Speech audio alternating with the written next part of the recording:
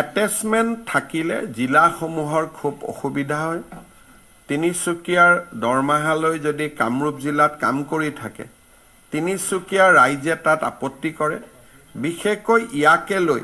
কাৰ্বি আলং ডিমা হাছাও উজনি অসমৰ জিলাসমূহৰ ৰাইজৰ এটা ক্ষোভৰ সৃষ্টি হৈছে কাৰণ মেক্সিমাম কৰ্মচাৰীয়ে তিনিচুকীয়া ডিব্ৰুগড় লখিমপুৰ ধেমাজিত পোষ্টিং লৈ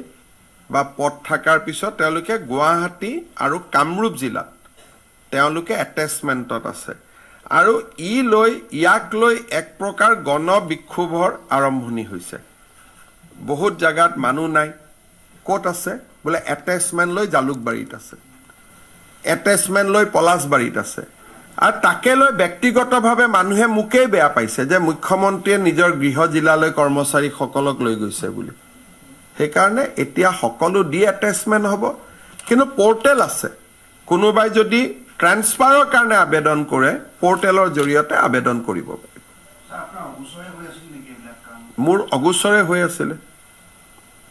আমাৰ মন্ত্ৰীবিলাকৰো অগোচৰে হৈ আছিলে গতিকে আমি ডাইৰেক্টৰ হেল্থ সাৰ্ভিসৰ ওপৰত ডিপাৰ্টমেণ্টেল একশ্যন ল'ব দিছোঁ এইবিলাক